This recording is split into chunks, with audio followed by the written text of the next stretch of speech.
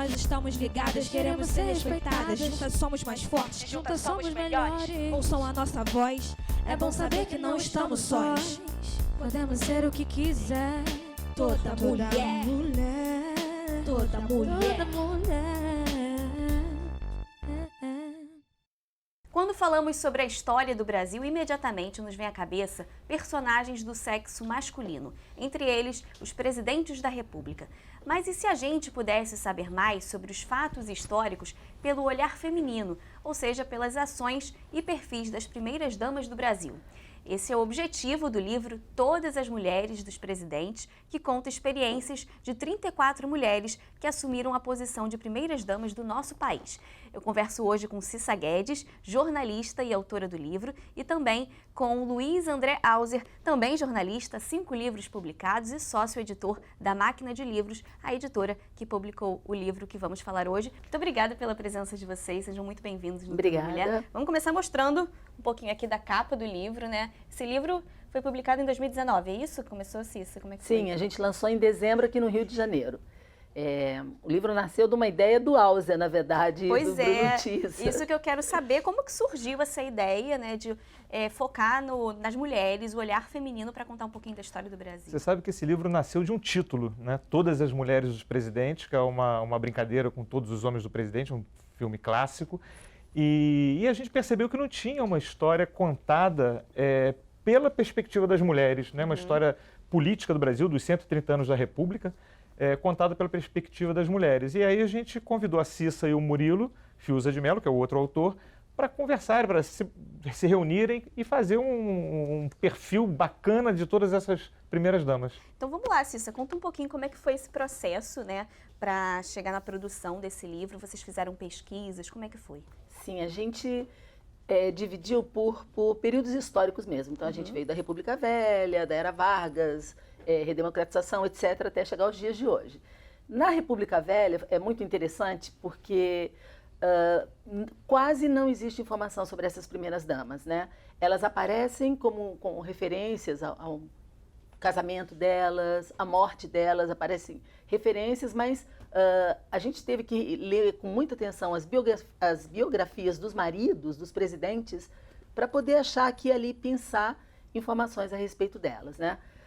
A gente pesquisou muito em livros antigos e, nesse sentido, a gente tem muita sorte de estar no Rio, porque a gente tem Biblioteca Nacional, a gente tem Arquivo Nacional, a gente tem a Casa de Rui Barbosa, sim, a gente tem Museu da República, Museu da República, sem dúvida nenhuma. Onde boa parte das primeiras damas viveu, né? Então, são instituições importantíssimas para que a gente possa fazer pesquisa. E a gente também usou muitos jornais de época, né?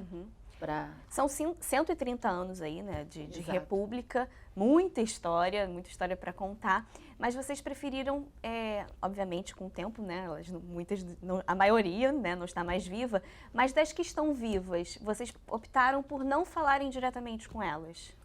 Exatamente, porque primeiro que você criaria um certo desnível entre, né, as biografias, as breves biografias que nós fizemos sobre elas. Então, nós optamos por utilizar sempre as fontes secundárias. E depois, porque naturalmente iria dificultar muito mais, né? Você conseguir autorização para falar, por exemplo, com a atual primeira-dama e tudo mais. A gente achou que seria um complicador e a gente perderia. Você sabe que os jornalistas adoram efemérides, né? Então, eram 130 anos da República, a gente queria muito trazer uma contribuição, uma coisa diferente para esses 130 anos. Inédito mesmo, que como o Auser falou, não existe, né, esse olhar feminino. O que tem são biografias de algumas primeiras damas, poucas delas fizeram livros, mas são visões muito pessoais, né, muito particulares dela.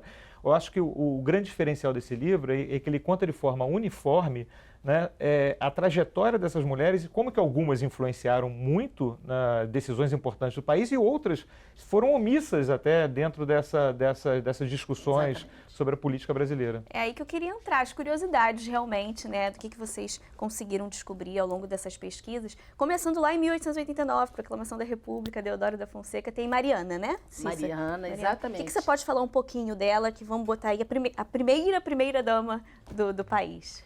Aliás, está se falando muito sobre o Deodoro esta semana aqui no Rio de Janeiro por conta do roubo da estátua da mãe dele, da mãe de Deodoro, da Rosa, que estava lá no monumento. A Mariana, os despojos da Mariana, os restos mortais dela também estão lá. E não existe nenhuma placa, nada dizendo que Mariana Cecília, por sinal, está lá naquele lugar que ela repousa ali, né? É muito curioso isso, e eu acho que também mostra bem como o papel dado a essas mulheres na República Velha, principalmente, era muito secundário, né? É legal que a gente lembre sempre que as primeiras damas, elas não são eleitas, né? Elas são pessoas que se casaram com políticos que acabaram chegando ao cargo de mandatários da nação. E, no entanto, não consta da Constituição, não tem remuneração, não tem nada disso. E, no entanto, elas são tão cobradas do ponto de vista, né, do eleitor, do cidadão, elas são tão cobradas por suas posturas Exato. quanto seus maridos, né? E é um trabalho bastante cansativo. Então, porque tem que estar sempre disponível, todo mundo sabe que a política, ela promove uma invasão da privacidade de quem chega lá nesse cargo muito grande, né? Algumas primeiras damas, elas inclusive temiam muito isso, Sara Kubitschek, Ruth Cardoso, elas falavam abertamente sobre isso, né? Do quanto a política invadia a sua vida de uma forma que praticamente inviabilizava a vida da família como havia sido até então. Mas o que eu acho curioso é que quando a gente faz esse painel, quando a gente perfila as 34 primeiras damas que nós perfilamos, a gente consegue enxergar também como evoluiu a situação da mulher na sociedade brasileira. E eu não acho que as notícias sejam assim muito boas, não, porque nós temos das 34, apenas 3, nós descobrimos que apenas 3 mulheres fizeram curso superior, e enquanto que os presidentes, praticamente todos eles têm nível superior ou então uma formação militar equivalente, né? Uhum. E isso diz muito sobre a posição da mulher na nossa sociedade. Então foram só 3, e dessas 3, que são a Marcela Temer, a Rosane Collor e a Ruth Cardoso, só a Ruth Cardoso teve uma carreira profissional independente, importante e reconhecida até internacionalmente. Pegando o gancho aí da Marcela Temer, você está falando da questão da posição da mulher na sociedade, a gente tem aí o caso emblemático da expressão bela, recatada e do lar, né? Exato. Que foi dito por Michel Temer. No século que a gente vive, né, uma colocação dessa de um presidente ainda mostra, né, dá a entender dessa postura, da visão da sociedade em relação à mulher. Sim, eu acho que nós ainda temos um caminho bastante longo para cumprir até que as questões de igualdade de gênero elas estejam realmente resolvidas no nosso país. As mulheres sempre foram muito cobradas por aparência, como se vestem na posse, como se comportam com os filhos, quando na verdade a gente sabe que inclusive muitas delas, embora esse papel fosse o que aparecesse, né, como a sociedade, se mostrasse à sociedade, na verdade tinham um papel político bastante importante, tinham posições políticas, convicções políticas bastante importantes e interferiram de fato nos rumos do país. Por exemplo, a gente vai lá atrás na República Velha, a gente acha a Anita Peçanha, que se casou com o Nilo Peçanha, até agora nosso único presidente negro, foi o primeiro presidente negro e até agora o único, em 1909. Ela rompeu com a família para poder ficar com ele, porque ele era um cara de origem muito humilde, do Morro do Coco, lá em Campos dos Goitacazes, filho do padeiro do Morro do Coco. Um homem muito inteligente, que ascendeu socialmente por conta da sua inteligência, da sua capacidade. E ela era filha, neta e bisneta de nobres. Então, e ela enfrentou tudo isso para poder ficar com ele, mas ela era uma mulher com muita opinião política, com um posicionamento político bastante forte. Ela participava das conversas com o Nilo Peçanha? Participava, discutia. Então é curioso, porque se você pega a biografia do Nilo Peçanha, você vê que o biógrafo não pôde se esquivar de falar dela. Porque tamanha ela importância, né? Cobrava os inimigos políticos cara a cara, ela promovia o engajamento dos aliados no governo dele, e ele não foi só presidente, né? Ele também foi o que se chamava na época presidente do Rio de Janeiro, ele teve uma carreira política bastante profícua. E ela era uma pessoa extremamente participativa, né? Então, depois a gente vem mais para frente, você tem Darcy Vargas, que é um marco no Brasil, né? A mulher do Getúlio Vargas, uma mulher que criou a assistência social da forma como nós conhecemos. Pois é, eu ia tocar nessa questão da Darcy, porque a população entende muito o papel da primeira-dama, muito ligado, na verdade, à questão da assistência social. E essa questão começou na época de Darcy Vargas, né? Ela que foi aí Exatamente. percussora nessa questão de assistência à população mais carente. Exato, exato. E ela fez um trabalho muito bonito, muito importante, porque antes dela, na verdade, o trabalho era mais de caridade, né? Você vê muito nos jornais que as primeiras damas faziam festa na Quinta da Boa Vista para recolher donativos para as vítimas da seca no Nordeste, esse tipo de coisa. E a Darcy Vargas, ela construiu a LBA, Legião Brasileira de Assistência, que depois acabou sendo descontinuada no governo do Fernando Henrique Cardoso, mas enfim, ela construiu para dar assistência às famílias dos pracinhas, dos soldados brasileiros que foram lutar contra o fascismo na Itália durante a Segunda Guerra Mundial. E ela era uma mulher de uma visão incrível, porque ela não fez só a LBA, ela fez também outras organizações de assistência, e ela trouxe a questão da assistência social para dentro do Estado, que até então, como eu disse, eram ações de caridade esparsas, etc. E isso vai mudar novamente lá na frente com Ruth Cardoso, que mudou novamente a questão da visão do país acerca da questão da assistência social, transformando num movimento bastante importante de contribuição para o fim da desigualdade social, pelo menos para a diminuição da desigualdade social.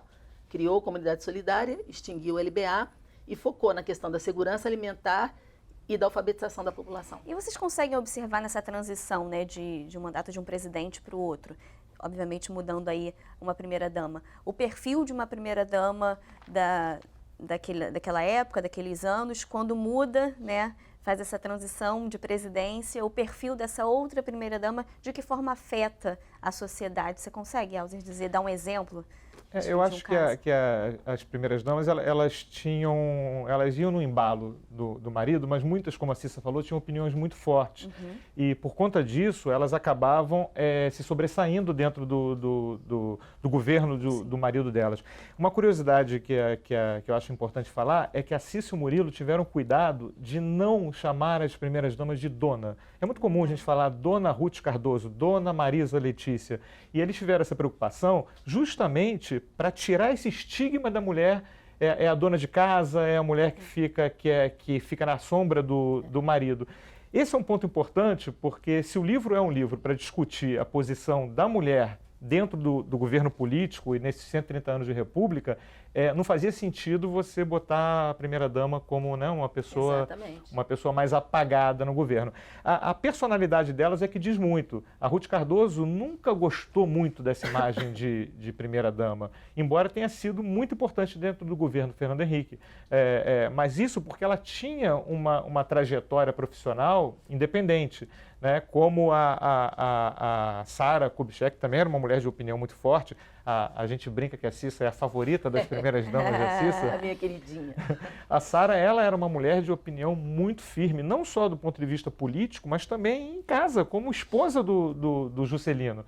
Né? Tanto que ela manteve o casamento com o Juscelino, mesmo sabendo das inúmeras traições que ele fez. Aliás, era muito comum isso, né? Traição dos maridos, traições quase públicas, né? Que todo mundo sabia.